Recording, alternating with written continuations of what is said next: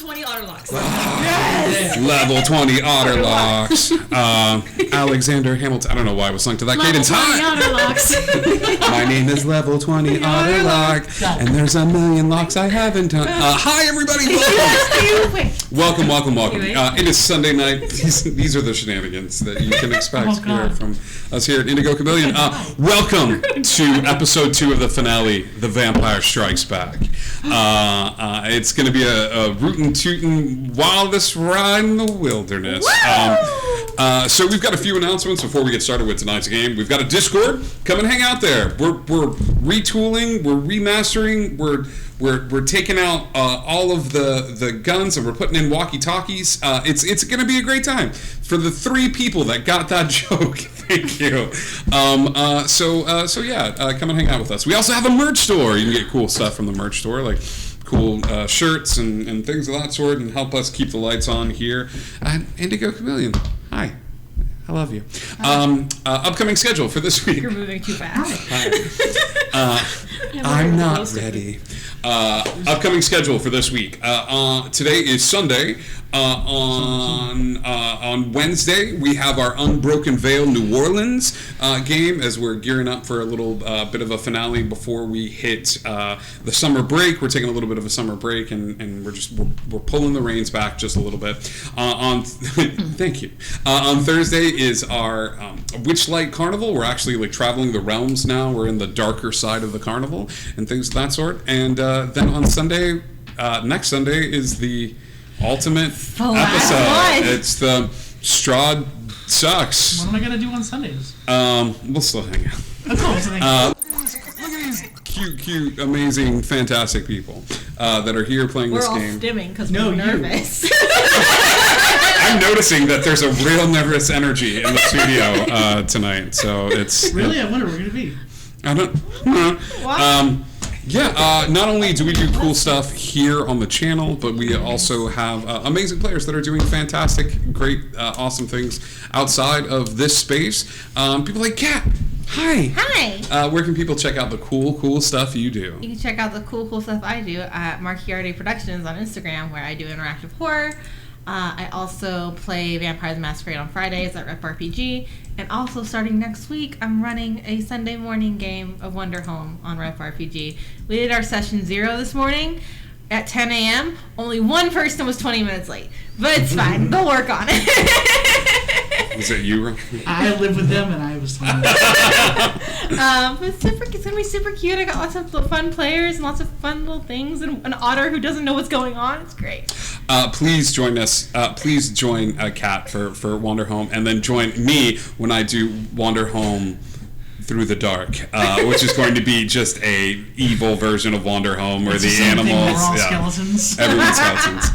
South Park episode, the Christmas critters. Not only that, but you get oops playing down.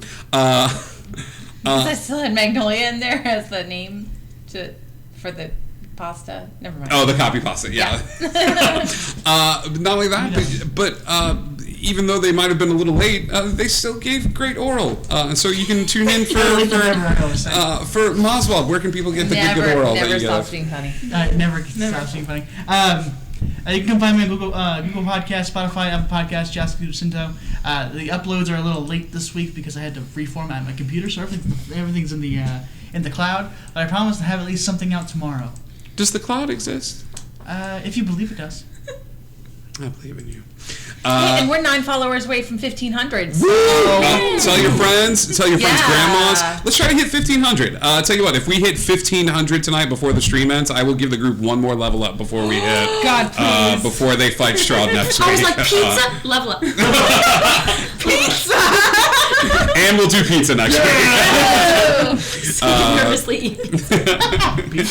This is fine. This is Emotional fine. damage. Emotional damage. Hi, Cass. Where can people see the cool stuff that you do? You can find me on Instagram and TikTok at Cassandra Cosplays.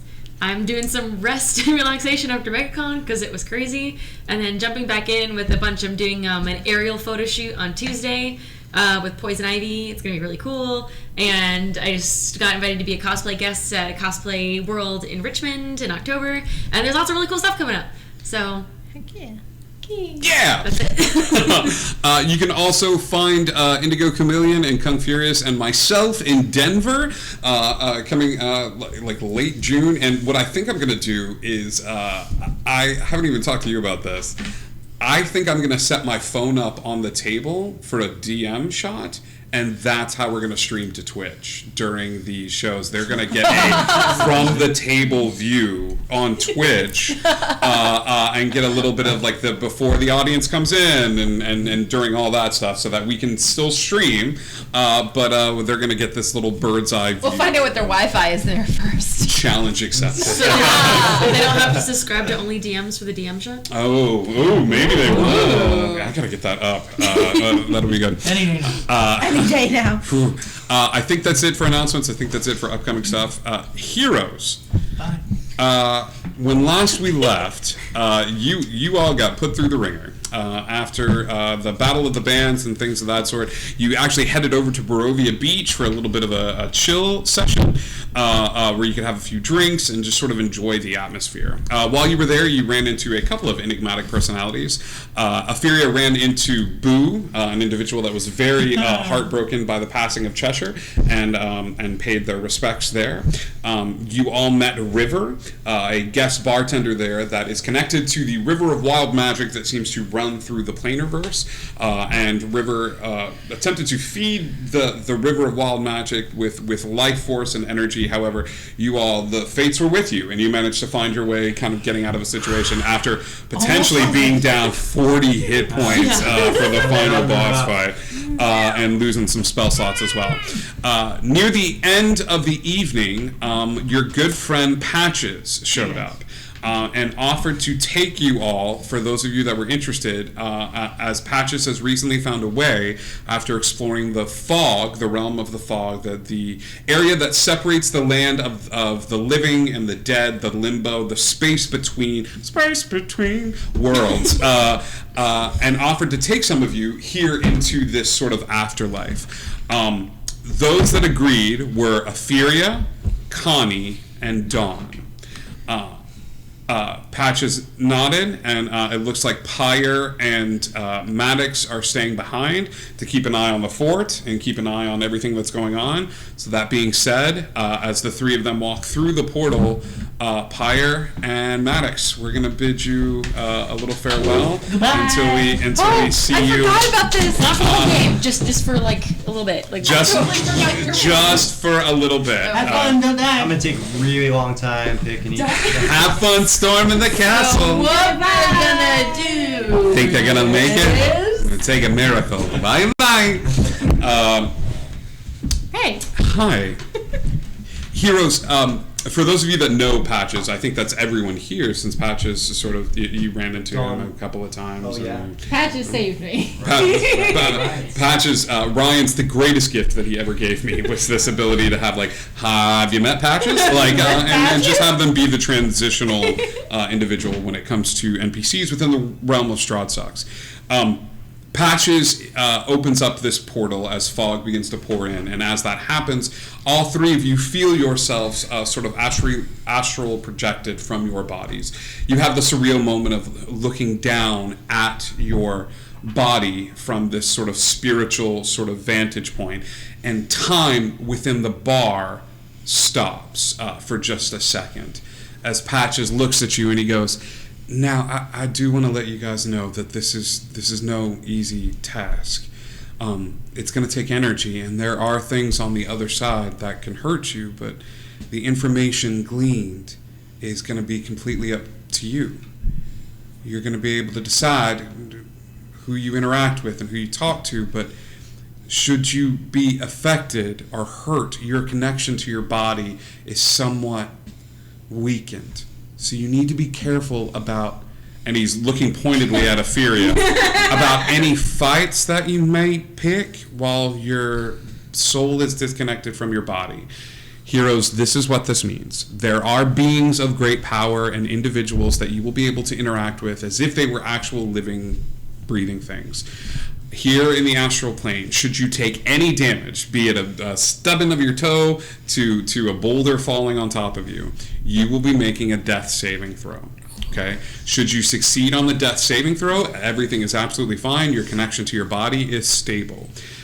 Should you fail the death saving throw upon taking damage, your body will be taking that death saving throw. Should you hit the 3, you will be done. Okay?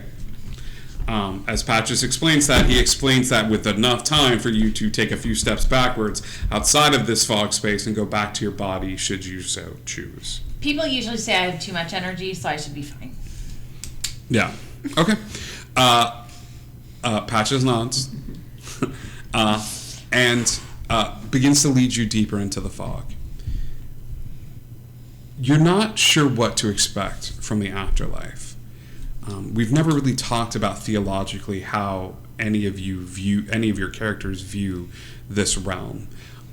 If you stand true to the teachings of your father and you see before you the fields of grain and things of that sort, and it's going to appear in different aspects to different people. As Patches begins to walk forward, I need all 3 of you to give me perception checks, please.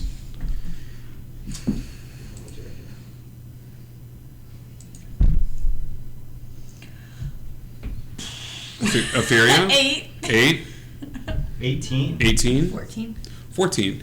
Connie, it's you that notices as Patches is walking forward and sort of navigating through the fog. It's good to see him again. The bodyguard for the circus is back and things of that sort. There is, think of this like the 3 of you have those small, almost imperceptible leashes. Radiating from Patches, like the core of who Patches is, as Patches seems to be the anchor with all 3 of you just sort of like flowing in his wake. But you take a second to look, and maybe it's your knowledge of the Arcana, you see these tethers that connect Patches to the 3 of you, and there's a definite connection there. I'll say with an 18, you would also notice that Patches is straining a bit. It's not anything overt at the moment. It may just look like he's carrying bags out to a wagon, like his muscles are stretched or tensed as you are walking in this direction. Hey, Patches. Hey, buddy. Are you okay? Are you going to be able to hang on to us? Absolutely. It takes energy.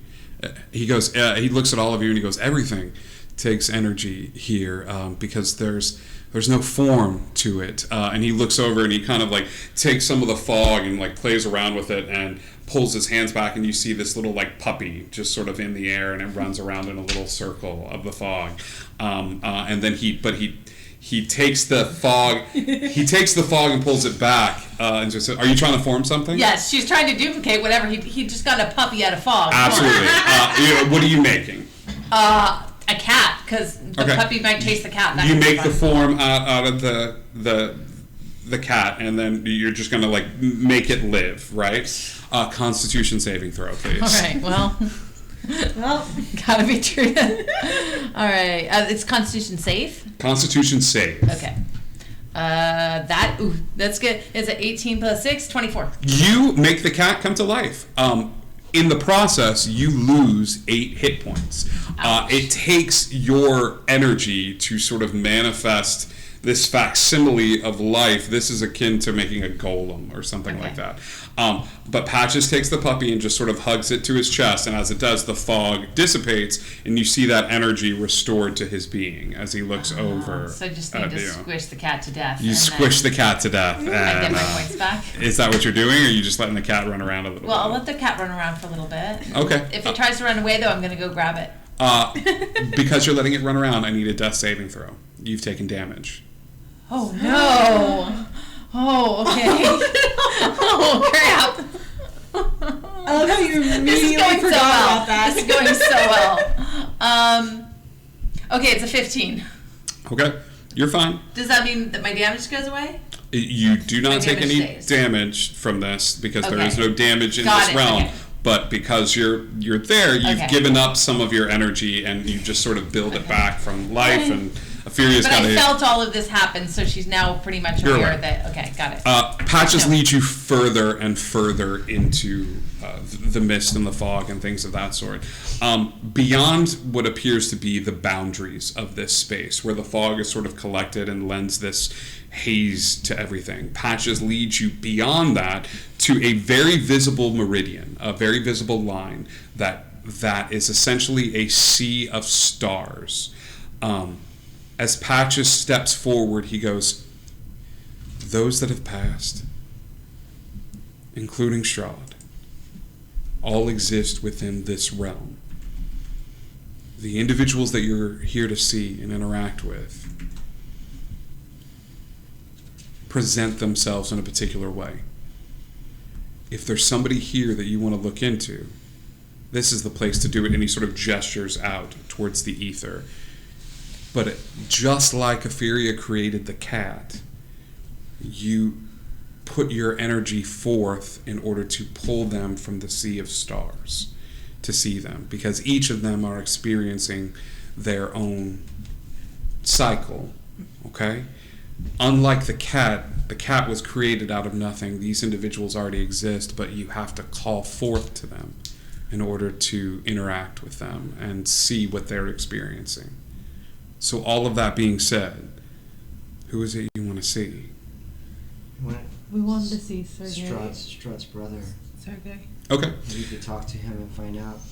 You kind of call forth to the Sea of Stars. It's a collective sort of pull outward, and as you do, Sergei is standing on a cliff's edge, just sort of frozen in place. As this individual turns back to look at you, you see that they are, where Strahd is sort of this pale, live sort of individual. Sergei is one of those individuals that you would not tell that he was a brother had you not known that he was a brother. Where Strahd is sort of ethereal and wispy and things of that sort. This is Thor standing next to Loki. Okay, and Sergei sort of turns and looks back at you, and he goes, "I was wondering when this day would come." You know me? I know of you. You are his child, but not of his child. Yeah, I think I was sort of made when he got broken.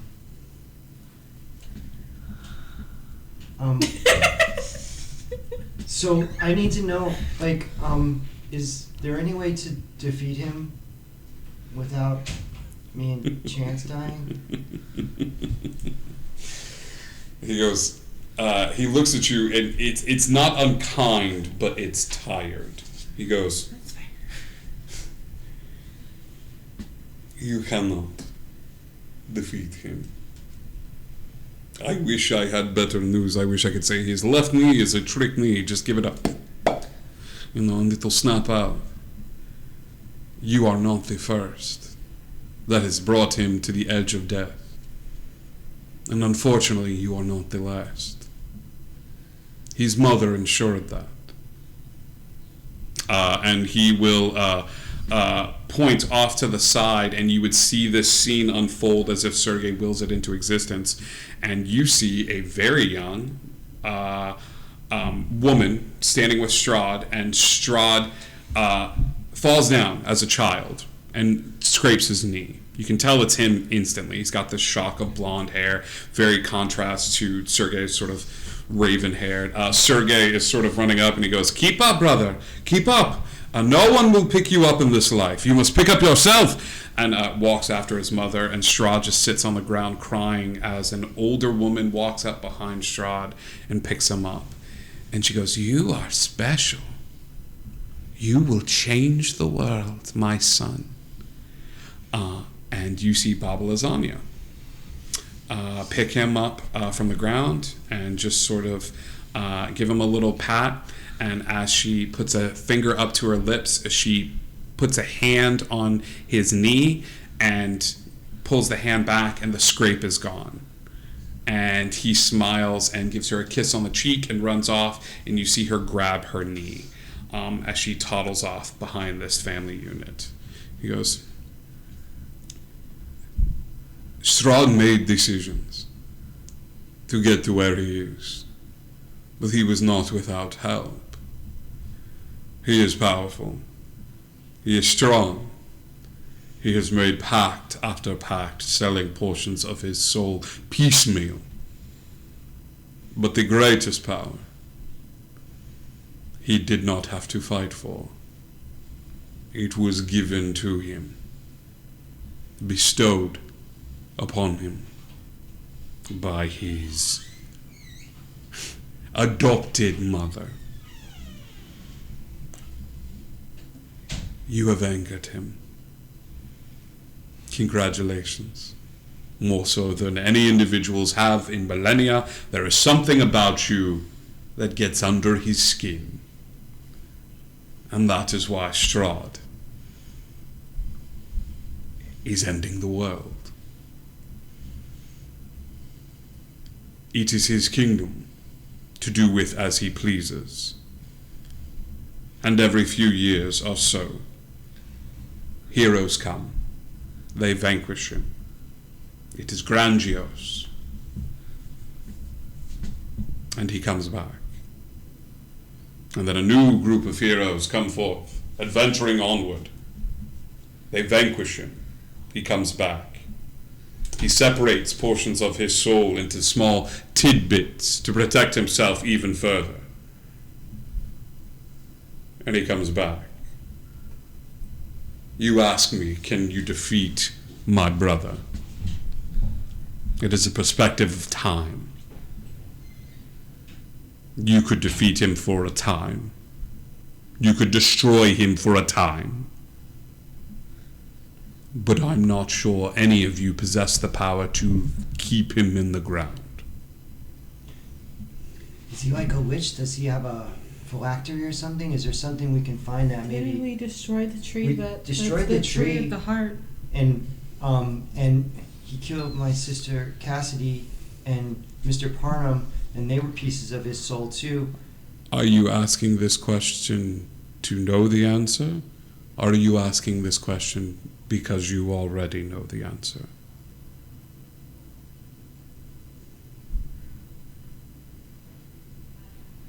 I guess I already know. I don't. It's me, Ophelia. It's me and Chance.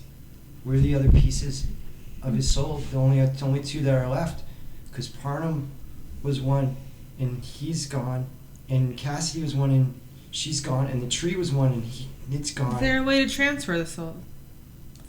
He goes, should you have a golem, a homunculus, you could. Can try Would to I find not a way exist to anymore, though? Not in this current state, no. Or what if you and your brother just left Barovia? I mean, would he come back in whatever place you went to, or would he just not be able to come back? He would always be alive beneath the surface. I think there's only one answer, and that is me and Chance. We gotta take him down with us. Or this, what is the humongous thing? The humongous thing. He goes, I'm understanding why my brother hates you so. So yeah, all right. I mean, so if we could transfer, but who could help us with that? Obviously, the only other one powerful enough is Baba Lasagna, and she's not going to help us because she wants to help him. You would need time, Parnham says as he walks out from the sea of stars. He immediately runs up and wraps arms around your midsection, and Ophelia, he raises a hand to come over. She yeah, probably pummels them both with I don't know you, but I'm a hugger. I'm really not, but thank you. Fine. And he hugs around Connie. He goes, if we had time, I'm sure that there's a secret or two. It is good to see you. It's good to see you too, and I want time, and I want more time with you because you've been gone, and I didn't know what to do, and I had to wear the hat, and I had to be the boss of everybody, and I didn't know what to do. And I think I kept him alive mostly. I mean, He did a very good job. Times, so. He in his little gnome form reaches up and tries to levitates himself. He levitates up and he grabs your face. He goes, "That's why I made you the circus's accountant. You keep track of all the money, but you keep track of the people even better." You guys are from a circus. From the circus. I don't know what's going on, but I'll act like I do. He goes, "This is it, my boy. You will not go away. You will return to me."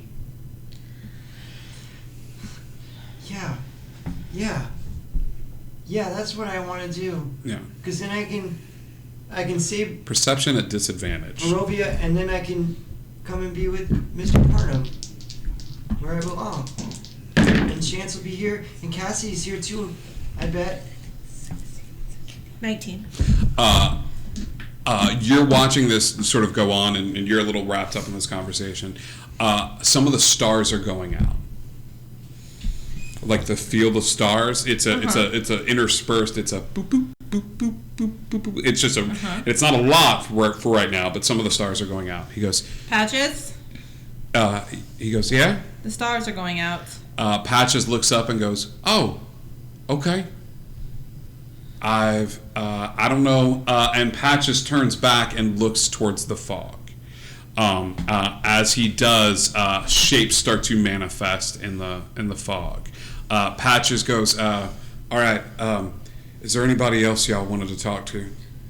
Did we want to talk? Do we want to talk to Irina, or no? Because she's the only person we were.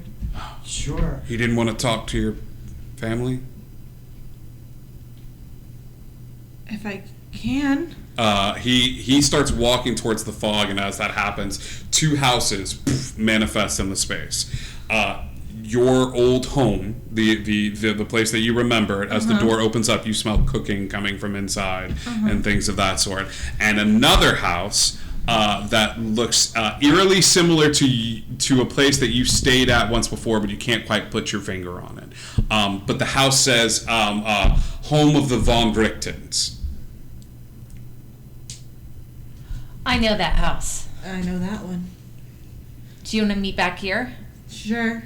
Connie, you want to go with me? Or I would like to have a conversation with you, Connie. I need to stay.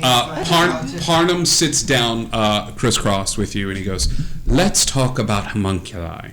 As you walk towards the Van Richten house, and you walk over towards your house, you open the door, and the minute you place your hand on the doorknob, the door shatters open. It opens up to a family, and you are tackled by your siblings. It is this overwhelming, like you're bigger. How are you so much bigger? And like your sister's crawling up on you, and she pulls you down. Like your other sister jumps on your back, like she always does. Your mother is standing at the door, and your father is there with his arm around her, and they're just watching this scene sort of take place as the inside is this warm, bright light. It is this warm, bright light as your dad and mom are just smiling, as your sisters are crawling all over you, and just like, and your mother is like, "Are you eating? You're not eating? Like, what is this?" And Eating more? And your sisters are like, "It's so cool, they work here." And immediately all three of them take to the skies. The wings are fully functional as they sort of like go up towards the air, and you are pulled inside. As this scene unfolds, the door opens up to a candy shop of all places. Candies, cookies, ice cream, and an old-looking gentleman with garish red hair that you have met once before opens the door, and he goes, "Affy." Does she recognize this person? You do recognize this person. You've met him a few times before in talks with your father, Loki. Okay. And he welcomes you in. He goes, Affy, I haven't seen you in forever. Likewise? He goes, I'm your godfather. Right. Yes. I remembered that. He goes, you probably wouldn't. You were very little. Okay, good. I make... I remember. He goes, you get much of your spirit from me. I kill monsters and make candy. I do the same thing. He goes, come in now. As the door opens up, these two sort of walk into these spiritual abodes. As you're sitting with Parnum, and Parnum begins to discuss something with you that you and I are going to need to talk about after the stream ends. But I will see the last image you all see is two things. Guillermo flying in from the Sea of Stars and landing on your shoulder as this conversation continues on. The other thing that you see is Patches. That tether is still there. But Patches is confronting these figures that are starting to pop up in the mist. Like, kind of cracks his knuckles, does the Patches, like shake and walks forward. That is where we need to switch with the outside crew. Okay? Oh, God. Okay, bye. Sorry, didn't mean to make you cry. It's okay. These houses are both alike in dignity. May say take DM inspiration. I'm a sucker for a Shakespeare quote. Yep, it's your turn. Oh my god, everyone died. You're right. Were you guys watching this day? No. Hi. Oh my god, everyone's dead! How did you know? You watched? Then no one's here. Oh, Why was everyone coming out crying? You all watch, and as very gently you take the bodies and just sort of like lay them down. They're still breathing. They look like they're in a very comfortable sleep. The party gets a little weird as many people were leaving anyway and things of that sort. Right now, it's the Vistani that are still kind of involved in a beer pong game. Their wagons are pretty close by. River is there and still just sort of watching everything with a morbid curiosity. And of course, Bo. Bold is there and just sort of like making drinks and still kind of fixing food for people and watching this thing, and he goes behind the bar and takes out two or three blankets and just sort of like, I don't know what to do here. They're like fine. I'm just like, They're so that being said, heroes, what would you like to do? I want to go back to Bolt and ask if he's done diluting the Supreme Healing Potion. He goes, absolutely, and hands you some that are just regular healing potions, Cool. And you can put them on their person, but Amazing. So if you want to add a regular healing potion to your inventory and things of that sort. But that'll give everyone one, so cool. Yeah. It's something. Pyre is going to conjure 8 wolves and say, okay, everyone, Papa's listen up. Okay. I want you to go outside, patrol. If you see anything weird, howl up the alarm. The wolves look at you, they look at the water elemental, and they look at the walking robot, and they look at the bugbear and the Vistani playing beer pong, and then they look at the unconscious people on the ground, and Might be a little bit simultaneously all of them cock their heads to the side, as if to say, like, weird is kind of relative, Fire Genasi Mom. Fair enough. And if you see anything threatening to myself or any of the people in here, something that looks like a threat, something that's going to harm us. Give me animal handling check here. I'm into this. This is good, but this is like, Okay. if you see anything like predator that looks like a predator, Is it 12? come tell mommy. Is it 12? 12, yeah. Okay. The wolves go, okay, predator, call mommy. Got it, yeah. And they went and they go like, you see the 8 wolves sort of go out and things of that sort. At this point, there's partying going on and things of that sort. Are you just, are we sticking close to the body? Yes. Pyre definitely kind of wants to, like, without looking too, like, bodyguard, like, still keeping it loose and, like, having fun with people, but, like, posting up near the bodies and keeping, like, eyes on them just in case anything goes weird. Yeah. Or if someone starts, like, convulsing. Yeah. Yeah, absolutely. You're staying close to the bodies. Madame Eva kind of comes tottering into the area, and she goes, one last reading before you finish your quest, if you would like. And Esmeralda's like, Oh, yes, please. I would like to know a little Sure. something that's going on. She goes, to my wagon, the tarot deck. And she goes, who's next? Is it Reed? Oh, sorry. I'm going first, but if anyone else wants to go. No, I want to go. I really like mine. Yeah. She I goes, actually "All wrote right, that one down." I'll tag you next. Yeah. And she kind of walks over towards the wagon and things of that sort. Perception checks from the two of you, since we're on the lookout. We're looking for anything that's weird, that's out of place. 22. 22. I mean, it's Better than mine, 18. yeah, it's late. You know, you don't really notice anything going on. The wolves begin to move around the space. She goes into the booth. The beer pong game gets rowdy and things of that sort. And are we doing anything? Or are we just sort of like we are on a mission? We are watching the bodies. He's Maddox, before he loses consciousness, to talk to boss, is going to make sure Pyre is done with whatever she's going to do. Yeah. Yeah. I just kind of. I mean, I want to see if there's anyone who might know anything about Strahd's woman. Sure. You start asking around. Well, I feel like I would kind of do like a who here that like. Are you at a party and you're trying to find like illicit substances and you're like, you don't know about Strahd's woman? Yeah, you just start whispering and stuff like that. Yeah, because I know we're surrounded Give by me like, stealth. revolutionaries. This is like stealth and stuff like that. Like you know, like subtlety is subtlety is never Pyre's. You just are on the bar. She's so dancing. okay. She's pretty. That was pretty subtle. That's a 17. A 17. Okay, so a couple of them come forward, and what this is a lot of this is hearsay, but you're able to get the gist of it. The gist of it was she loved somebody else. He fell hard. Oof. He became powerful, and thinking like, this is going to be my ticket in. Like, girls like guys who are powerful and otherworldly. And even after accumulating all of the power that he did, she still wasn't feeling it because of the darkness inherent in him. Cool. He was responsible for her death in some way, but like, yeah. So she's dead. We know she's dead. She's Yeah, you know she's dead. I need a D100 from you. Okay. The higher the better. You check in with Pyre, so you're gonna go meditate and talk to the boss. Yeah, right? I'm going to go meditate and talk to boss. Yeah. That is not the right one. That's a 32. 32. Okay. Yeah.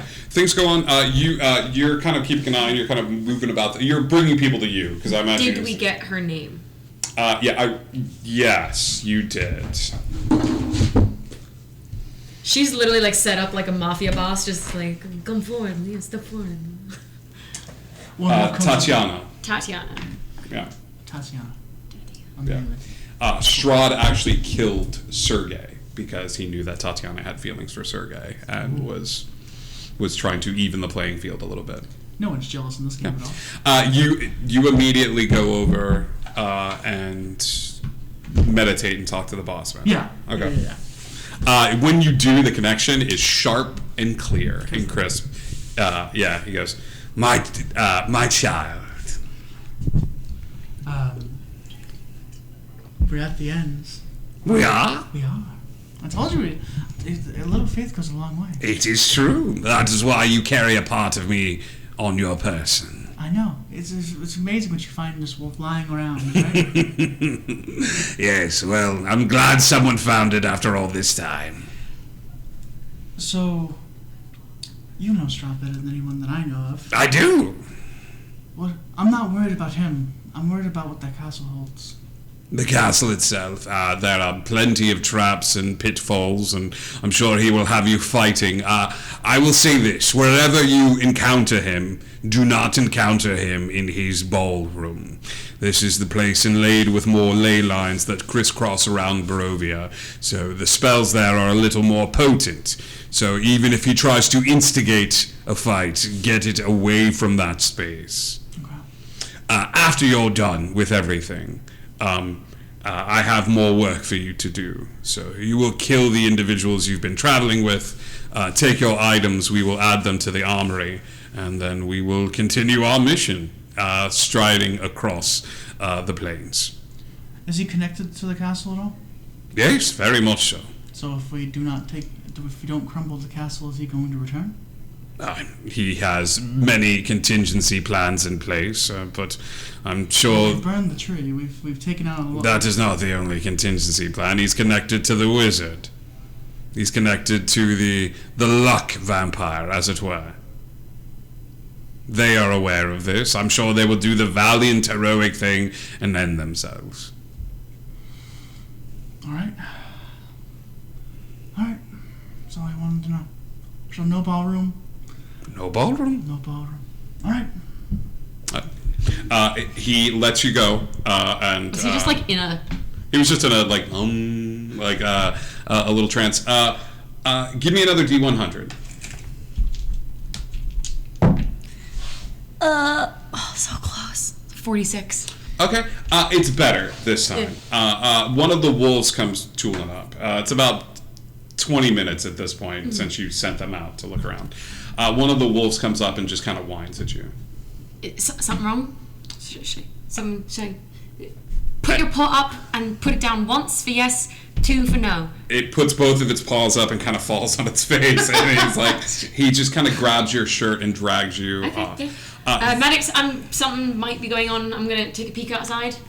Do you want me to come? I think if we stand outside at the bar door, I think nothing's gonna happen. Yeah, you just for your mental, feeling better about you not sending me out. River pipes up, goes, I can watch them.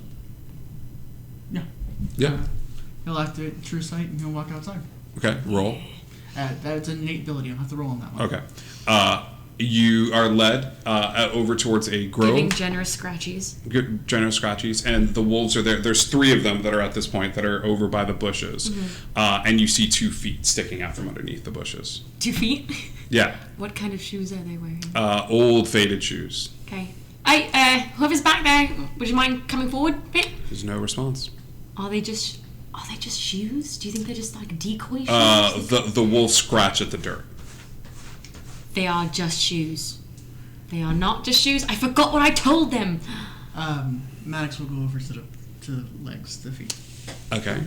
You pull the body out from underneath the bushes and things of that sort, and it is Madame Eva.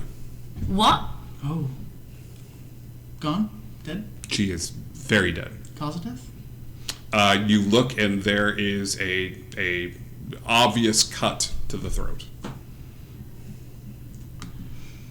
This doesn't look good for your friend, you know that, right? Yeah, several things are going through my head. To her van thingy. I can't think right now. The caravan? Yeah, that. Let's go. Right now. You run up to the wagon. With the wolves. I say, boys. The wolves follow suit. They get up towards the wagon and immediately start smelling the air. Yeah. Okay. Do I see anything? Is there any kind of... Does it look like it's been broken into or damaged or... Okay. I'm going to activate the other innate ability of the eye. We're going to go as much as we can without rolling. And I have basically the equivalent of the X-ray vision ring. Okay. I want to see inside the caravan. Earmuffs. There's one body inside. Okay. You're good. He's gonna... Such good earmuffs, Cass. Cass, You're you're good. good. You're good. I don't know why I closed my eyes. Max is gonna go in. Yeah, wait, hold on. Is Esmeralda in there? No, just come. Okay, so she's gonna go in with him. It's bad. What's bad? She's laying on the bed that was in the wagon. Mm-hmm. She's wearing a wedding dress. And there is a note laying on her chest. Is she alive? Her eyes are closed. Is she alive? Her face is blue. She is not alive. I'm going to cast Revivify. Oh, do I have worth 300 gold? I don't know if I have diamonds. I should talk to him. It's been probably more than a minute, to be fair. Huh? It's probably been more than a minute, to be fair. As that happens, there is a piece of paper. Want me to read it? Yeah. Or do you want... She's still trying anything she can. As she's running over towards the body, grabbing it and just lifting it up, and that feeling of I have to do something. It's just written in calligraphy. It looks like it was taking its time, and it's just one word. Slap. All right. As that happens, the Vistani start going berserk outside, as one of them has discovered the body. Got it. Maddox will walk out, hands up, and he'll try his best to explain that this was obviously Strahd. This wasn't us. I know for a fact this one cared about. They hear Pyre inside, trying anything that they can. I'm sure you're exhausting cure wounds and things of that sort. Everything. And there's a pillow close by. You realize that it was a message. And as you go and speak to the Vistani, I need you both to leave the room. This musical chairs thing sucks. It's only going to happen one more time. No, I love it. Then It's everybody's together. I'm gonna need this. Tag, hear it.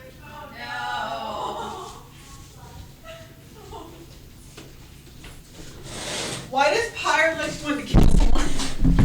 Pyre looks very upset. Dad envelops you, and he goes, "You're fighting for us. You're continuing the message. Of course. I'm so proud. That was a girl's voice, of Yeah. course. I'm so proud of you." And he just I'm trying, I don't understand it all, but... he goes, "You don't need to understand.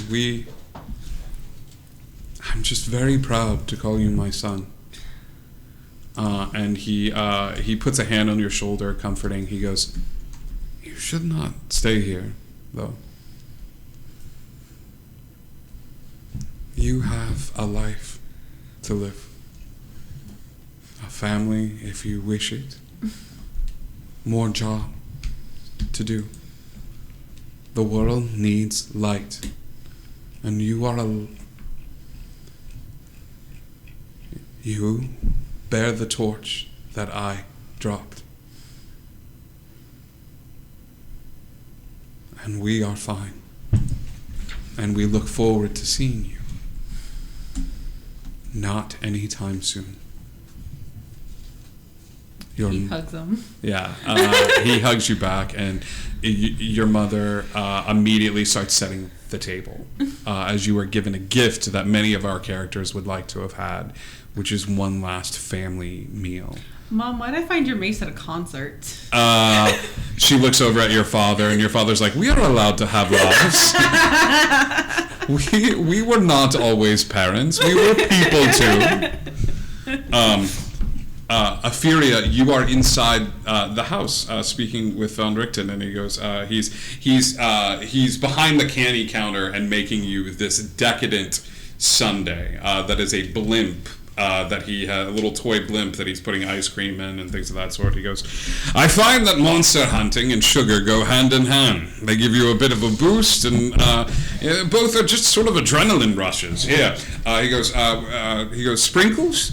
Oh, of course. Yeah, and he puts Rainbow. sprinkles on it. He goes, "I actually, of course, what am I, new?" And he's building this. He goes, "I ran a circus before I dedicated my life to monster hunting and brought my protege the closest thing I've ever had to a daughter here. You've met her, Esmeralda." And he's talking. He goes, "But I'm sure you have questions before you face off against Strahd, or is there anything that I can help you with? Anything you need to know about vampires? Now would be the time to ask." Yeah, what was your name again? Von Richten. Okay. I mean, am I just supposed to call you? Okay, Mr. Von Richten. You can call me Richard. Okay, that's easier. Rich Von Rick. So, okay, well, I mean, I know a little bit about vampires, like you're supposed to be able to stab them with a pointy stick, Or throw A wooden stake through the heart will prevent them from rising again. You can also decapitate them, set them on fire. Running water helps ground their magics, as it were. The whole symbol was basically a prank put forth by a vampire because individuals would just hold up. Faith is such an odd thing, they do take sort of faith-based damage, as it were, but a holy symbol is not enough to hold one back. You would need divine intervention of sorts. Oh, okay, that's good to know. What about the garlic thing? No, not unless they've got an allergy to it before Does Strahd taking have on. an allergy to garlic? No, but he has a tree nut allergy. That is Really? Okay, so do you Cheeks have puff. baked goods here as well? I do. also None of them going you can to- bring back with you, as Oh, it were. darn it. You know, like put into reality that he's also like can't eat gluten. You know, I should find out if any of those brownies or cookies I have with me have nuts in them. I'm sure you could find some in the world. You're speaking with Parnum, and Parnum maps out a plan of action for you. He goes, and it is not much, but it is. It will allow you to sort of exist. That we can do together. Oh, my dear, I'm so sorry. You turn around and look, and stepping out of the field of stars is Esmeralda. Oh no. And she's very confused as to where she is. And Von Richten stops and immediately walks out from behind the counter and goes, "Oh, my baby." And sweeps her up in a hug, and she's like, I was talking with Madame Eva, and she grabbed this pillow, and I don't know what happened. I can't be here. I don't want to be here. It's just him, right? We're not here. No, he's run out Oh, at this okay. point, and like your door is like your family would just sort of, and your father would give you a nod as if to say if you want to go out, and Pyre, is Pyre okay? Does Pyre What know? about Maddox? I. You don't know? What about Pyre? What about Pyre? I can't just leave her. She has to know that I love her, and then that I'm with her, and then I'm going to be with her always. Like we have to Oh no, tell we're not her. going to And be able to like, tell her. We're not going to remember anything. gotta go. We don't know that we're not going to remember anything, right? Von We'll tell anything. Von Richten like grabs her face and he goes, Oh. "Darling, it's okay. It's you're safe now. You're in a place where he can't hurt you anymore, and nothing like that can hurt you anymore. All right, and it's going to be fine. It's going to be." And she's just in shock. She's confused as Patches comes back and says, you can see that he's breathing heavy. That strain has hit hard, and he's going, we have to go. Can we take someone back? Can people get He brought looks back? over and sees Esmeralda, and he goes, there's a balance.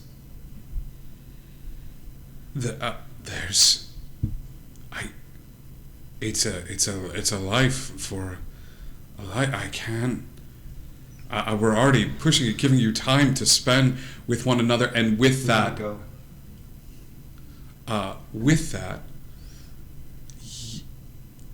a girl walks out from behind Etheria. Really quiet, big bushy hair. Looks like she's been to the wind and back. Looks like her shadow. And looks over at you and gives you a smile and spits in her hand and holds it out. And with that, Pyre, you watch as Esmeralda kind of takes a little bit of a lurch, and Patches goes, "It's not She's not. As she takes your hand and shakes it and looks off towards the field of stars, you see somebody that you have not seen since you were 7 years old. It is hard being a vampire. It is hard being a child vampire. And you did not have many friends until you had Chance. Chance wouldn't talk to you a lot. You had Cass. She didn't talk a lot either when you were really little. But your imaginary friend did. You see a satyr walk out wearing a checkered shirt, cabbie's hat, as you see your imaginary friend, Murray. Murray! Walks over to you. You're real. One of your personas, your passenger, It's him. you realize has given you little voices and little friends to help you along the way when you needed them. And your passenger that was walking with you doesn't say anything, but reaches a hand out to you.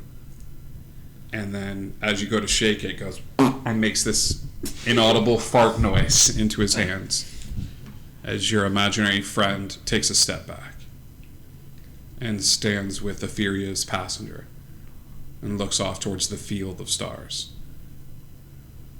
And she takes one more sort of lunge forward, and Patches nods.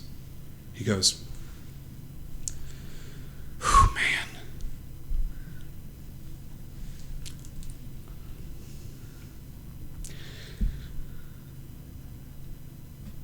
My job is to look after you. And I swore that when I walked in here, that's what I was going to do. So go home. I'll guard the door. It's what I do. I'm just going to be... I'm going to be quieter about it." Thank you, man. You always protected us, and it's been hard without you, but I know you've been there looking after us, and you will be for a long, long time. Thanks, buddy. He goes and he looks at you and he nods. And he goes and puts an arm around the girl. Kind of picks her up, puts her on the shoulder. We miss you. But, I mean, we weren't going to ever see you again, and we already see you again. And so that means that we'll probably see you again. Because that's how these things work, right? And you hear your dad pipe up. "Not for a long time." But again, We'll protect him, says to her dad. To Dawn's dad. Fight. Fight hard. Fight with everything in you. You leave it all out. And you go and you put him in the ground. No more families. No more friends. No more missed chances. No more victims. He's done. It's time. And he looks out at the stars and he goes, "That's too many people. Too many people that he's hurt. Too many people that he's sacrificed along the way." Okay? Dawn's gonna walk forward and take Esmeralda's hand and say, "You led me the first time, let's get out of here." You start walking towards the mist and the fog. And the fog follows behind your footsteps until all that's left behind you is a field, a sky, an infinity of stars.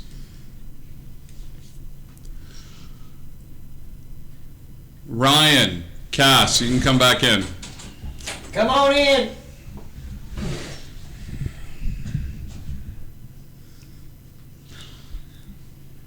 I got her, it's okay. Ryan? We're coming. All right. Hey, gang, how's it going? Hey, great. So good. What'd you guys do? You'll see. You probably won't. I don't know. Maybe. Yeah, fine. You guys will see. Might find out something. It's bad. The Vistani people are starting to freak out a little bit. Yeah.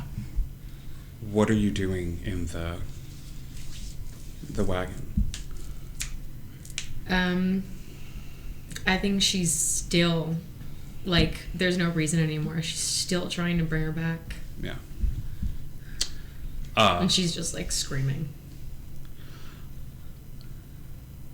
The sky parts. The fog and the mist that sort of pervades everything for just a split second pulls back and back and back. And you hear a guttural from the chest growl from a bugbear. Oh, no. That cuts the fog away, and the night sky is brilliant. And the people of Barovia, no matter where they are, stop and look up towards it and see the twinkling lights of the night sky. Pyre is inside, screaming. I'm sitting on the steps, just keeping the people back. As you're sitting on the steps, you hear a voice in your head. I put you back for a reason. Yep. Look after my friends. Yeah, but what? And with that, 3 stars in the night sky blink out. And 1 lights. Right at the center of those 3. And Esmeralda sits up, taking a deep breath in your arms. She she kisses her. Yeah, you're kissing her, and it's not how you pictured kissing her in a wedding dress, but this is how it is. You've got her face, and she's just like she's awake, she's alive, she's there, and as that happens, there is this sitting up movement from the bodies that are left behind at the bar.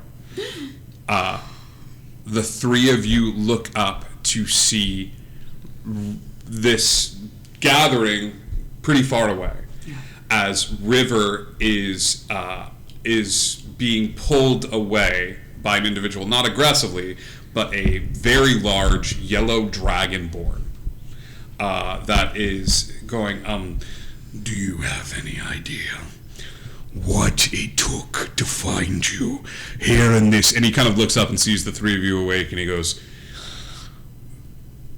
hello, and immediately like pulls her away further, and just is like, there's something going on here, and like pulls her away as if you all look up and immediately Dawn runs. yeah.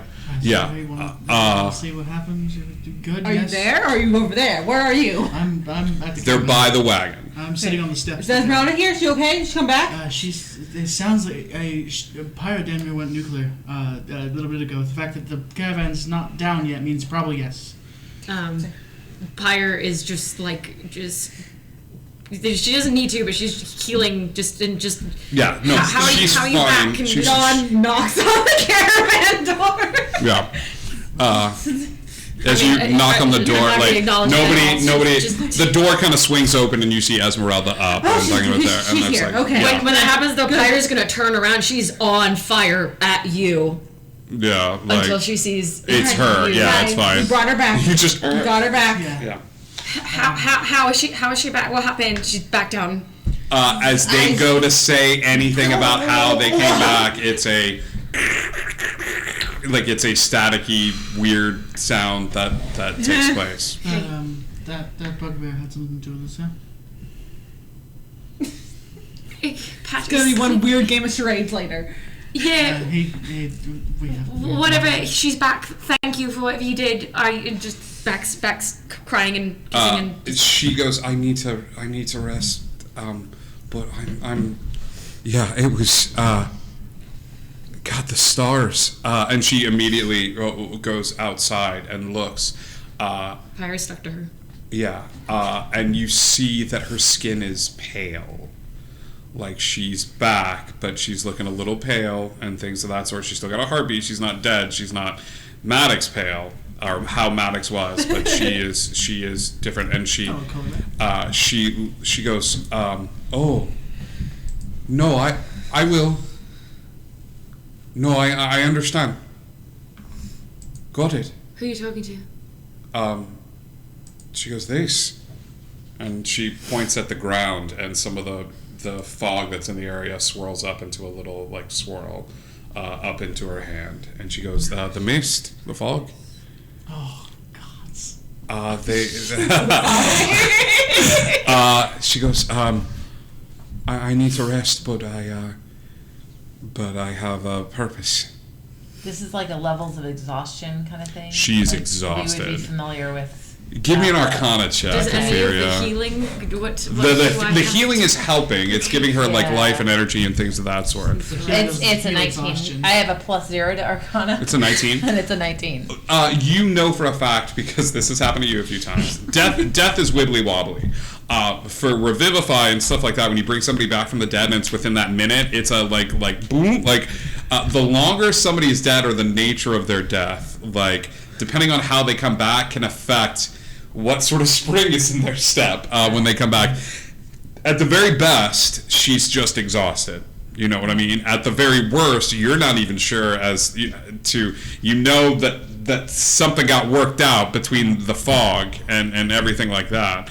But you're not quite sure exactly as to the specifics of it. But she's tired. She's gonna put her hand on Pyre's shoulder and say, "I think she's okay.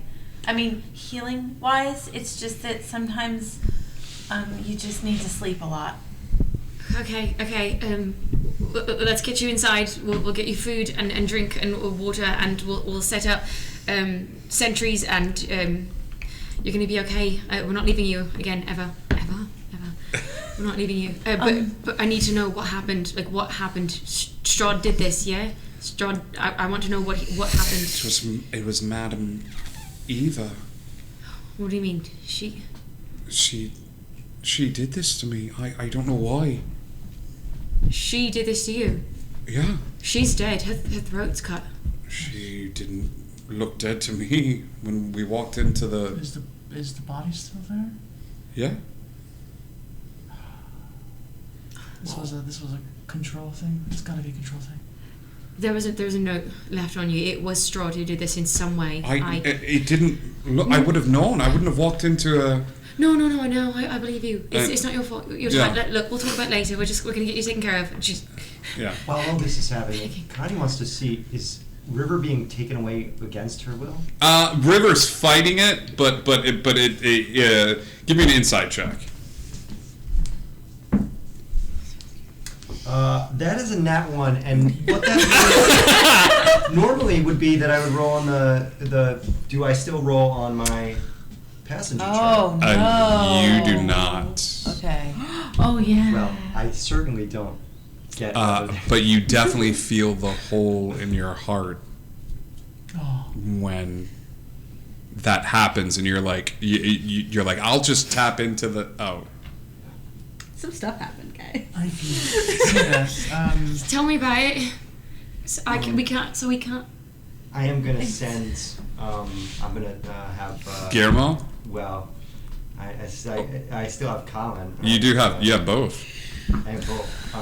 Yeah, I'm gonna send both of them. Okay. Out to Colin goes, I hate everything about this, and climbs on top of Guillermo and rides, because they're a little, little guy. They ride up.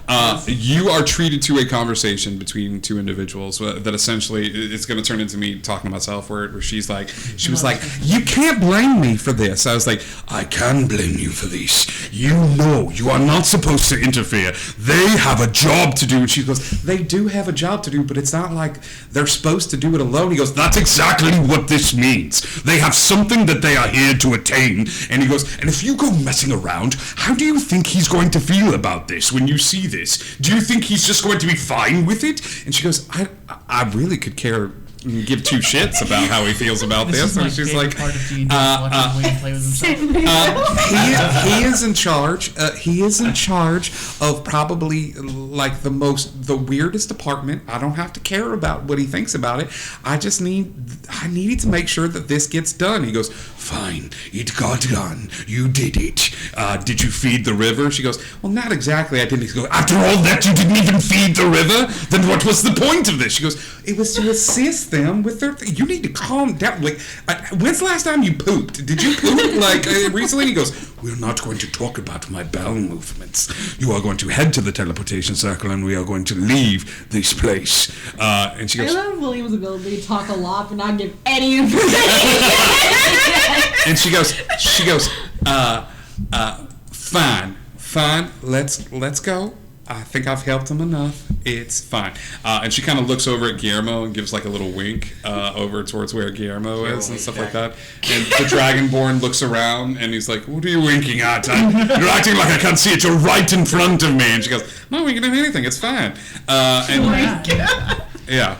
I'm going to have Guillermo follow and find out where this teleportation circle is. The teleportation circle is a little ways tucked off into the woods and things of that sort. Okay. You go over towards the teleportation circle. Well, there's an individual there, very skinny, wearing black pants, and you don't recognize this form of dress, but he's wearing, he's got like suspenders on and a white shirt, and wearing glasses, and like, but like you would just see these Strahd kind of holding up his pants and things of that sort. And he goes, oh my gosh, I'm so glad you, and then trips over a rock and like face plants, and the Dragonborn like puts a hand up to his face. He goes, I'm fine. He reaches into his pocket and pulls out a little cylinder. He shakes the cylinder like this and goes, and like takes an inhalation from the cylinder and like puts it in his pocket, and he goes, it's fine. He goes, human Archie. and he goes, Barry, turn on the circle. And he goes, sir, yes, sure. Did you see him? And he goes, no, I didn't see him. And Barry turns around, and you are looking into the eyes of the Baron von Strahd, wearing suspenders, black pants, a white shirt, glasses, and an inhaler, being called Barry, far skinnier, rosy pink cheeks and freckles that go down his nose. I can't believe Strahd's the nerd. You're in the distance.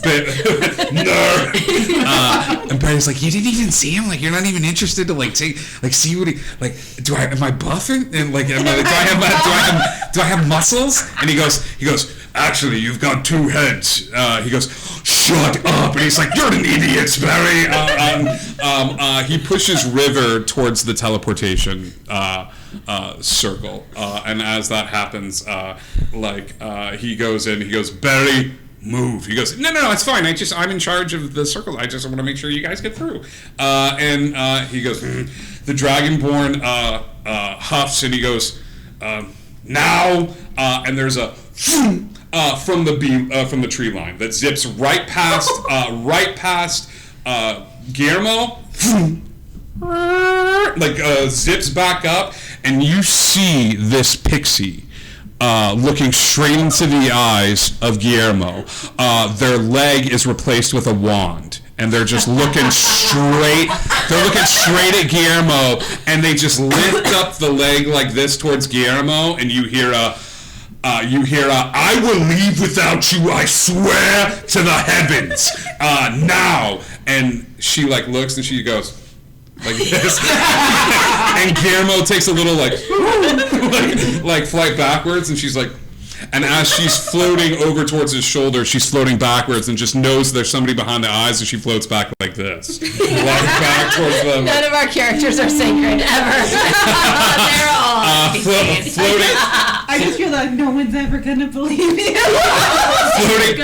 Floating right back to the to the shoulder and just kind of lands on the Dragonborn shoulder, and the Dragonborn steps into the circle.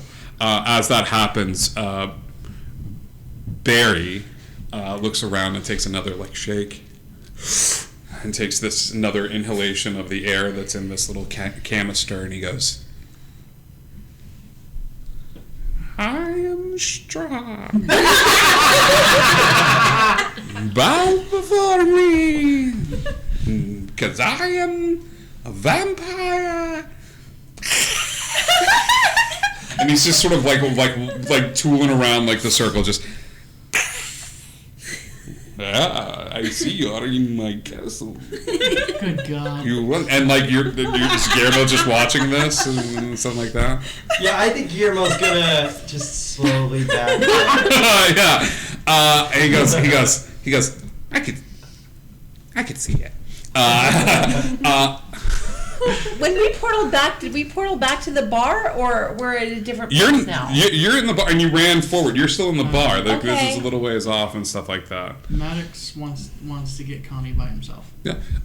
He goes over. Connie's just sort of sitting there. Steps through the portal. Every bar yeah. has bowls of peanuts. Aferia is loading up her bag with peanuts right now.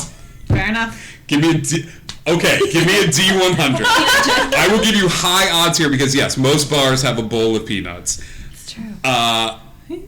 Most bars have bowls of peanuts. You need a 42 and up. Why are you so scared of giving Indigo peanuts? Okay, that is a 44! You're going around finding little bowls and things of that sort, and you see Bolt walk over and he's like, "Hey, what are you looking for?" Peanuts. Is Guillermo? Because she would tell him why, and then it goes. Is Guillermo still there? Share it. Guillermo will be about to fly. He flies. Barry's about to walk through the portal, and he hears this going on, and he kind of looks over, and he's kind of looking around, and he sees Guillermo, and you see the guy go "Hey." Okay. He goes. He looks around. He goes. One who for yes, two who's for no. Is this the circus place? Is this the circus one? Who? Okay. Are you guys from the circus? Who? Great. This is the peanut allergy one, right? Who? Okay. He reaches into his pocket and pulls out what appears to be like a potato cannon. He's like, I'm gonna drop this here, okay? Who? And he steps into the circle and disappears and things of that sort. Aferia, Bolt goes, oh yeah, I've got a bag. If you want a bag, and reaches in and pulls out this Costco-sized bag of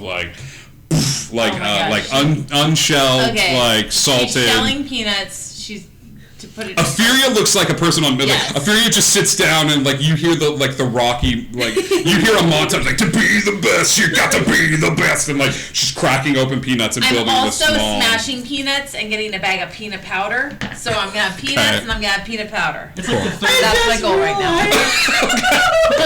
There it goes. Got it. Yeah. We can't tell you that. It's like the third edict of Bo. You have to have peanuts or chips in your bar. Yeah, I'll scoop them up and bring them back. Yeah, you walk over to that spot, you come over, and you look and it's just a little, it's a weird, clear cylinder that Mike would know this as, a modified T-shirt cannon. Yeah! But the tube is much smaller. It would have to be packed with something little, something small, like ball bearings or rocks or... Peanuts. Sure. Yeah. Good God. Yeah, no, Colin and Guillermo will scoop it up and fly it back over.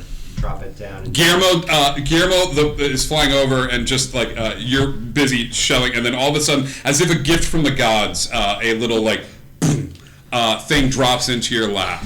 I've got two names for this, and one of them is just terrible. Oh, tell me the terrible one. The Nut Blaster 3000. You mean perfect? What's the other one that it's not called? The Peanut Gun, because it's Donkey Kong. But the Nut Blaster 3000 drops into your lap, Aferia. What the Nut Blaster allows is 2 packed charges that can be fired. That will cover a 30-foot cone. If you don't say catch these nuts, Strahd, I cast D's. D's nuts! It's just been revoked. No ticket. Cool. You all are there, and you see Bolt looks very confused as he's like, so I assume that you guys are headed there tomorrow, right? Yes. Yes, that was the plan. Allow me. It's different than what your friend used to do, but the booths are comfy. And Bolt goes over and cast a similar version of the Magnificent Mansion that you've seen Magnolia cast. I miss that spell every day. But the door is this weird combination of like painted glass, and you're hearing weird lilting music from inside. Perfect time. It's muffled lyrics, but he goes, "But this is a safe place to stay if you want to rest." I've got some work to do, so. Oh, rest would probably be good. yeah, we're resting. Yeah, as you take Esmeralda inside, you open it up. You hear the fading bits of that song of like, wouldn't you like to get away? Sometimes you gotta go where. And as you open the door, before you is this very spacious bar. These beautiful like booths that you could like lay down in and rest and things of that sort. But the bar is set up with all these different like veritable like things of liquor. There's snacks. There's a jukebox in the corner. There's a pool table. It is like the coolest looking bar that you've ever seen, and it's just a modified version of the Magnificent Mansion. But Bolt has it, and he's able to cast it to create this one-story place. It's not a lot, but some of you might have to sleep on the floor. But there's this safe space that you can stay in. A fairy would ask Pyre. She would say, "So are you going with us tomorrow?" Yeah. Well, because you said that you weren't going to leave her alone, but she can't go. So is there a place that she can be where she'll be safe? That's what I need to figure out. Bolt says, I know how much she means to you. I could look after her. He can't get in here, and I think he's going to be a little preoccupied.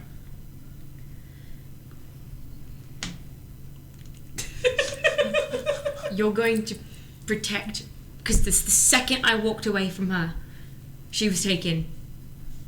He nods his head. And she'll be safe in here. He looks around. He goes, yeah, it's the Winchester. Wait for it all blow over. Is Chance here too?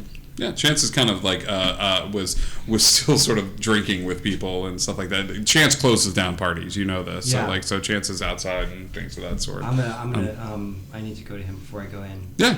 I also need to grab you before you go, Chance. Oh, okay. You Yeah. stop me. Yeah. Okay.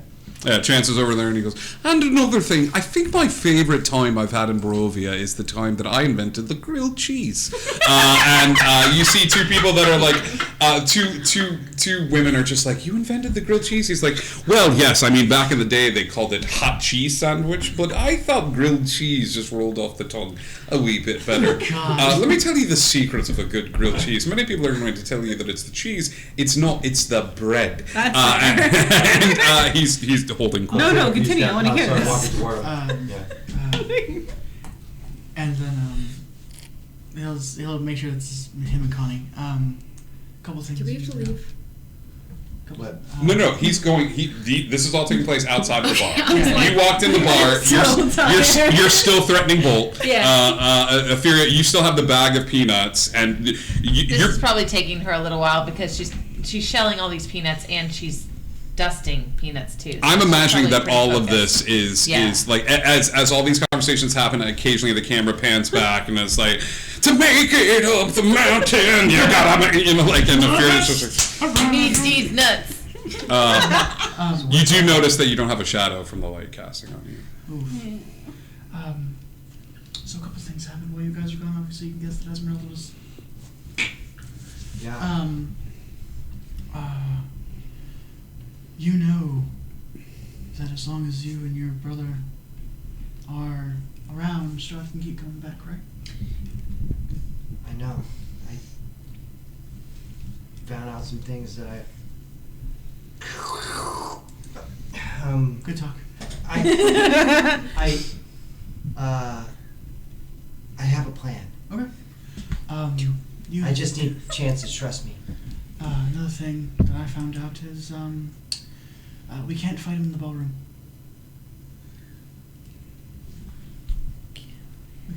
We can't fight him in the ballroom. He's That's too his. powerful there. That's his one hub. We gotta draw him out. No matter what happens, and you gotta convey this to everybody else because you have more pull than anyone else that does in this group. That we cannot, by any circumstances, walk in that ballroom, or we will not make it out. Why? That's his centralized hub. That's where all of his magic is. So we fight. Hey, I don't care if it's in the bathroom. It's not in the ballroom. We corner Please let this battle be in the bathroom. Well, Panic in the Disco, not the ball. I might need your help. Panic at the Privy. Maybe you can help me with what I have to do. Sure. All right. Can I say the word? I'm gonna say the word. The word that I. Do you know anything about Oh, the H word? yeah, that's fine. Do you know anything about homunculus? I'm sure. Arcana check? Sure. I got a +4 to that. I've got a cousin who's humming. Yeah, 18. Ooh. Yeah. Homunculus, you're pretty common with this. I mean, a homunculi is a clay, it's like a golem or something like that. It can be made out of clay or any sort of earthen materials, really. And a wizard can, like, imbue it with life, like put a portion of power into it. And there's clay golems, there's potion golems that people defeat and ruin a DM's day. I don't know what you're Like, talking there are tons of different types of golems. But it's like familiar 2.0. Yeah, this is where James Cameron got the idea for Avatar. Like, yeah. You gotta help me make a couple. Okay. Okay. All Sure. right. And he walks over to Chance. Chance. Yeah, Chance. and the tomato basil, that was Chance. actually me as well. Yeah, Chance. just a second. Yes. Chance, I need you. You gotta come with me, and you gotta trust me. And I can't tell you all the things because I wish I could. Because if I try to say it, then It's sorry, very weird, I it's get it. weird. But you gotta come with me, and then it'll make sense in the end. I'm gonna. Here's my keys. My house is just down the road. I'll meet you two there, and I will make you both grilled cheese. And the two girls like nod, and they sort of like That sounds really good. head over this way. He goes, all right, yeah. All right, What is drags it? him into the house. Calm down. Ooh, a bar. And just walks Out into of the one bar. bar into another. It's great. Yeah.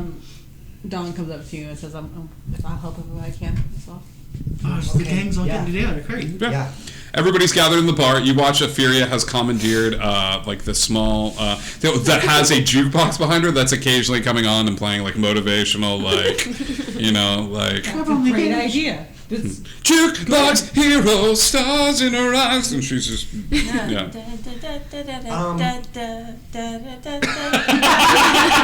she's got That's it. a Furious play because it's peanuts. Yeah, I gotcha. Take DM inspiration. Oh, I get it. Yeah. Yeah, you guys are pulled inside. Then I'll reach in the hat and I'll pull out the Mr. Parnham spellbook that he told me. You mean you've done this the whole time? I didn't know it was in there.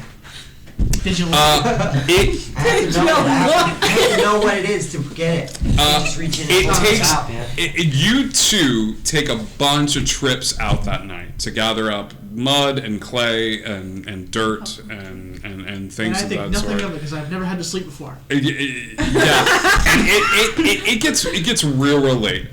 Esmeralda, the minute you guys get to a safe space and you bring her over towards the little booth, like Esmeralda is out. Like now she holds your hand and like does that thing where you're sleeping next to somebody and you got their hands and then you know they're asleep because their hand just gets like lighter and lighter and lighter. But like at one point you get up to get something to drink and she wakes up and kind of grabs your hand and you just it's okay. And she just kind of sleeps in the booth, looking exhausted. She's made it so comfortable for her.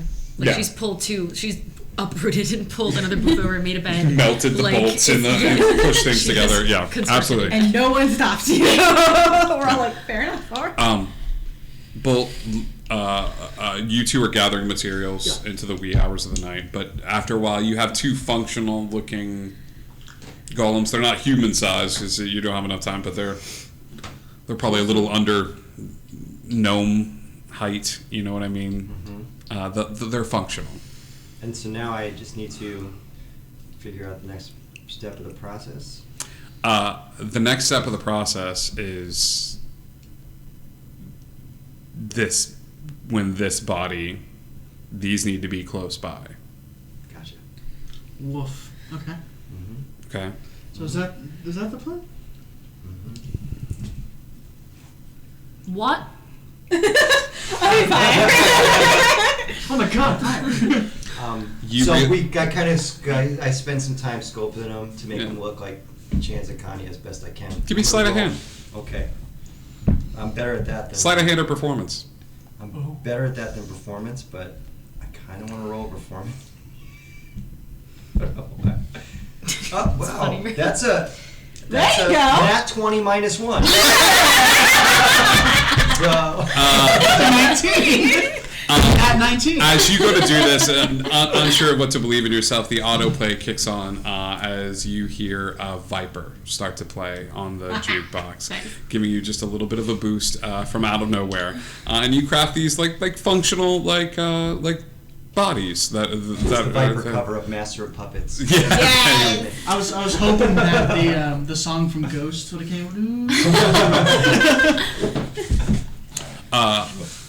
There is a moment. I need a wisdom save from you. Me? Yes. Oh God.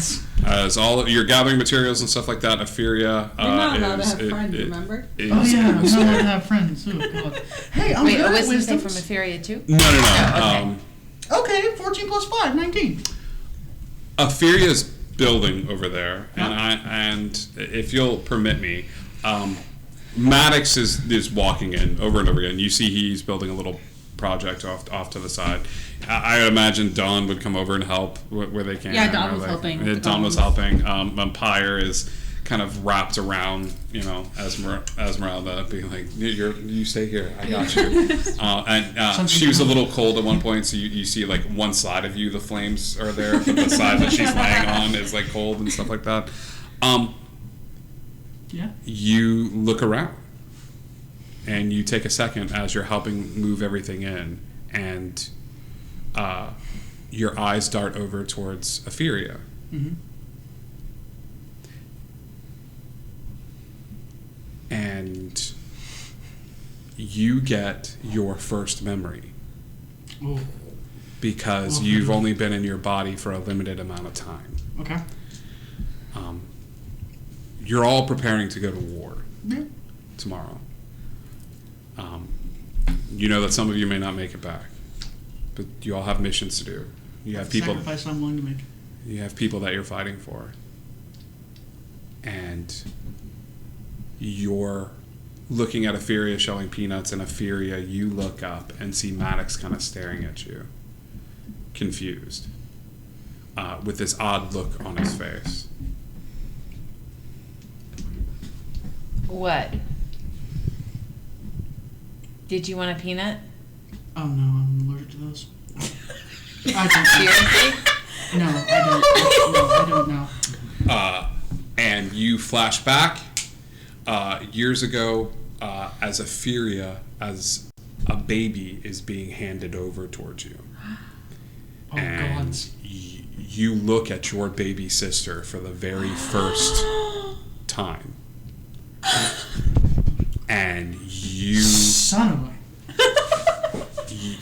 you get this flash as she looks up at you, and you're looking down at her, and you're just kind of smiling, and she takes the biggest crap ever. Like, it is a wet, baby, juicy fart that just goes and you're like, oh, you're trying not to throw up on the baby. God, I wish I was dead. She's only a few months old at this point. Got it. And Ophelia, for the first time, laughs while you're holding her. And your dad comes over and like pats you on the shoulder and he goes, "Hey, look at that." It's so different, and it's so. I know. Yeah. This is a big brother's job. But It's a crappy job. I'm not changing the diaper. I'm not doing it. It's fine. He's like, as you hand the baby back, your dad looks at you and he goes, "It's fine, but she's so lucky to have a big brother like you." And then there is a snap back, and as that happens, you hear a voice. "Where were you? Why was your connection cut to me? I mean, My eye is in your head. It's Why? been a long night. It's the first time I've had to sleep in how many years? I gave you the gift of humanity, child." And I have to get used to it after being dead for how long? If I had to stay up all night for many years, now I actually have exhaustion. My brain gets caught once and we're freaking out. No, I've gotten you to Ravenloft and I'm gonna finish the job. Let me on my leash. Don't go to the ballroom. I don't plan on it. Good. That's a good dog. And the connection cuts. Woof. Everyone hated that. Everybody hated that. Thanks. We all hated it. Thanks, we hate Have you used our one yet? We have not. Fuck! Maddox is just looking at you very, very confused. What is it? Nothing. It's just getting used to the body. Have I turned a different color? Do I Not look yet. weird? I mean, there's something right there. She says, surrounded by peanuts and peanut powder, like covered. It's in her hair. It's on her. It's hanging off of her horns. She's like, "Do I look weird to you?" There's no reason to be salty about it. It's fine. Did Maddox just make a joke? He did. We all look. The personality comes back with the body. Everyone's just like, skirt. No. I'm sorry. Okay. It's been a rough 24 hours. Take a picture to last longer.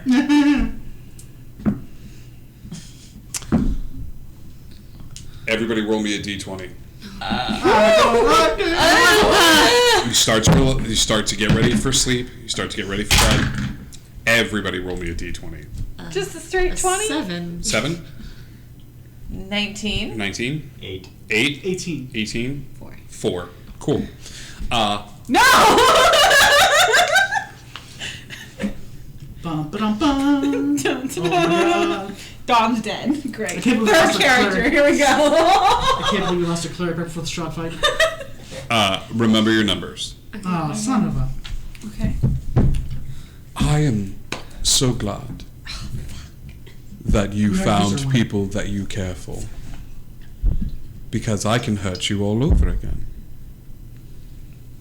I loosened the lock on that door. You were no fun for me anymore. You stopped being fun because you died inside, and I've given you just enough light so that you'll notice it when I snuff it out. Dawn starts singing a prayer Okay? loudly. 7? Mm-hmm. She goes, Ring of Mind Shielding, does it do anything with this? he can't find you, so Okay. you don't hear anything. 8.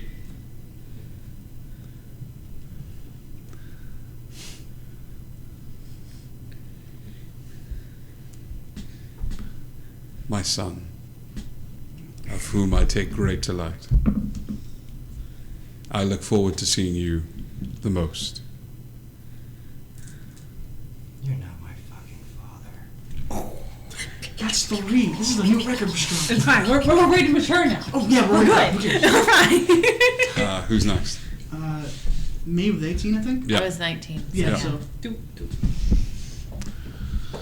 So,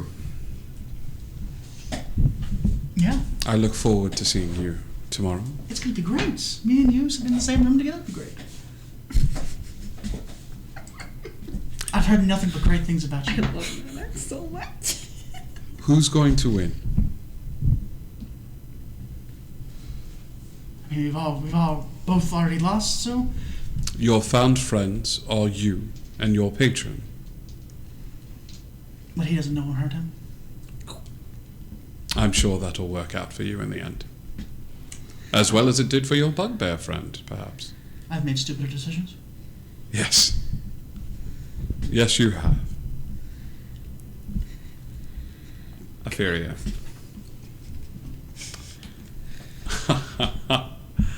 Little one.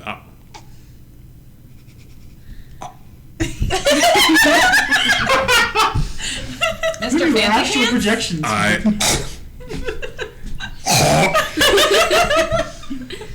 I look. We found your one weakness. I had.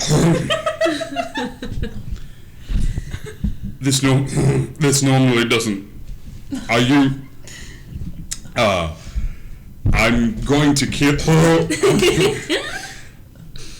I'm so sorry. I had this speech prepared. Are you eating nuts or? I don't know what you're talking about. Motherfucker.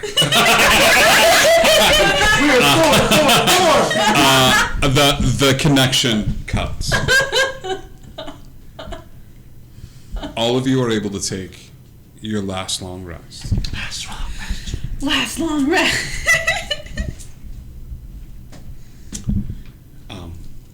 You don't leave her side. And you know in that moment that you will spend the rest of your life not leaving her side. She's gonna take. There's a piece of red cloth that's been tied around her wrist the whole time that she took from Parnum as a thing. And while Esmeralda's sleeping, she's gonna just tie it around her wrist. Yeah. There's something to be said in many civilizations and cultures about, like, commitments made through hand fastings and things of that sort. And whatever sort of silent promise you've made to the universe is cemented in that moment. Aferia, you have sleep on a bed of shells. It's okay, just let that peanut powder absorb into my skin. Before battle tomorrow, you'll have war paint. You'll get on the face. Oh, everybody's gonna get dusted tomorrow. I've already made a note to remember to +1 throw peanut peanut damage. powder at everybody.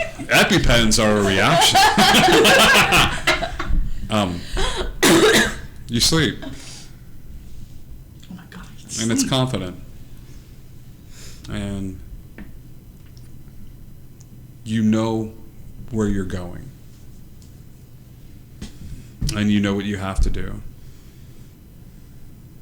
And at one point in the night, Chance is snoring, and you don't bother to tell him or shake him awake. You just enjoy the sound of your brother snoring. It hits you weirdly that you position yourself to sleep facing the pile of peanuts. It's the last thing I see. It's this mound of shells. It's the smell of that food. You know that you'll carry it with you for the rest of your life.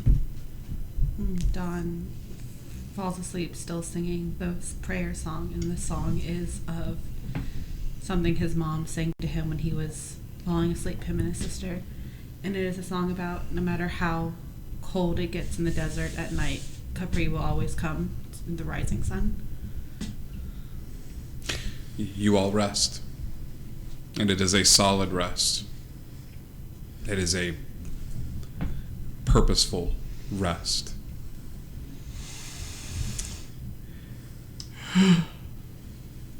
And you get one more memory before you wake up the next morning. We love playing an easy act characters here, don't we? Yeah. And it's your father. Fantastic. The same one that handed you Aferia. And says, there's something to be said about our blood, kiddo. Yeah. You're a demigod. Oh God, what? What does that even mean? It's weird. I know. But we don't know what Aferia is going to be like when she grows up. Chaotic. Probably chaotic. Yeah. She'll probably take that after me. Yeah. But Mom is kiddo, a subtle one. yeah, kiddo, your blood is very powerful. And there are many individuals that regular humans are not going to be able to take down. That's a good thing, right? Yeah, because you'll be able to do that. But unfortunately, it puts a target on your back. Right. You're, and he brings over the chess set. He goes, you're my, and he reaches over, he goes, you're my knight. And he puts the knight on the board. My favorite one. It's the only one that can jump over the pieces. I know. But unfortunately, and he picks up the black king, and he brings it over towards the knight. He goes, there are other individuals in this world, individuals of great power, that know how important your bloodline is. And they're going to do everything in their power to get you off the board. And there is a knocking over of the chess piece. And as that chess piece knocks over, you see the piece fall in slow motion and hit the board, and as it does, you are back in your body, falling and hitting the ground. Your head hitting the floor as the board piece falls on the board, and it's this mirror image as Vecna stands over you. And he goes, good. Good. How long? How long have you done this? I took a piece off the board. Have you? Don't go to the ballroom. Why not? And that is where we are ending tonight's episode. Should we go? Going to the ballroom. Damn it! We're going to the ballroom. Furia's gonna go in there either way. Fine. Let's be real. Next week, we start by rolling initiative. Oh my gosh. Aye, ooh, gods. There are 3 rooms that this battle is going to take place in. Okay? It is either going to be the crypts below the castle, the ballroom, or the rooftop. Not the bathroom. I don't want to fight in the rooftop. Okay? I do. I got you too. Rooftop, That would be cool. ballroom, crypts below. Okay? You all are going to decide this as a group, and you're going to let me know where this battle is taking place. Okay? We start by rolling initiative, and this battle takes as long as it takes. And the game that we have been playing for a good portion of this year comes to an end. Oh my gosh. And the next one starts to take place. Okay? So get ready to say your goodbyes. Get ready to go out swinging. Be prepared to let your characters go in case the dice are not with you. Because I can't pull punches next week, okay? Yeah. All right. That being said, I gotta hurt the audience too. You all have taken enough emotional damage. Thank you. Emotional damage. Power word heal is being taken off the board next game. It's alright, we don't need it. The audience will not be able to heal you all. The stakes are too high for that. Okay. So there is no power word heal next week. So the audience cannot heal you in case anything breaks bad.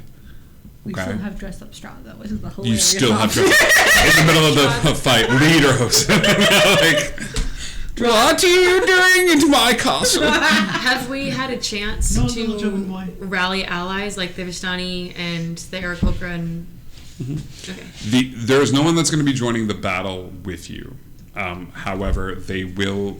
I'm going to equate this to they are sending you in fully stocked. You know, you guys have had a long rest. You have peanuts and things of that sort. Everybody has a health potion, by the way. Everyone has a regular health potion that you can add to your inventory. And I'll say this, because of the allies that you had, even though we did not hit 1,500 followers, I'll give you one more level up. Hit that 11 tonight, okay? Nice. And so you go into the battle, 5 characters at level 11 versus Strahd. 12. Or if you are not already there. Do I still get a level up? Well, no. Yeah. That's some pretty harsh emotional damage. 11's a strong I was power given- level, though. 11, I'll get it. You're given a level up as well. Yeah, technically, Everybody take- the person who did it thought that they were giving 1 level up, but they did 20,000, not 10,000. So technically, Everybody take 1 more level then, Oh, no matter where your level is, and then I will just soup up Strahd accordingly. Uh-oh. Give him a couple of extra spells and spell slots. Yeah. And so Preparation for the So we emotional each damage. take one level. everyone take 1 level regardless of where your level at. What does that put everybody in for the final battle? No more level ups. 12. 12, 11. 11, 11. 11. with the one more, it's 11, but with the other 2, it would be 13. You're at 13, and you're at 13. 13. Okay, so 13. So, okay, everyone just go to 13. It'll help Oh, me. Yes! No, I hate that. I also, that makes me scared. I don't get anything else. You're going into the final battle at 13. Okay, 13. I will put. 13. I will because of the kindness of the audience and things of that sort. And Strahd will grow accordingly. Okay. I got create homunculus at 11. Do you really? Oh, It's poetically brilliant and things of that sort. That's hilarious. Cool. My dear audience, I love you very much. Thank you so much for joining us for this battle. This is not the last time you will see these players after next week. It'll just be the last time that we are in. I can't even say that. The Strahd Sux universe. No, it will not be the last time. The heroes. We will be back in the Strahd universe for Barry. fun, but for Barry. Barry. You've met Barry Stradovich. Yeah. Prosthetics and magical theory. This is Whoa, Strahd. anti-clock. Strahd as an artificer. I'm gonna marry that man. We will start to talk more and more about what this next campaign is, but you're going to have a lot of fun, and I will give you a preview of the new campaign next week after the battle. Okay? Cool. But all that being said, I love you. You remember, you can be anything you want to be in this world except for Strahd, because Strahd sucks. And stay tuned to the Discord. We're keeping the trend going. Maz's last character became a deity. When in terms of bow, Patches Oh God. There's a deity? is a warlock patron, and I will drop the warlock of the fog subclass in the Discord. Warlock of Esmeralda is a warlock of the fog. Yeah, so I will drop it. I've been working on it in my spare time. So love you guys. Take care. Get out.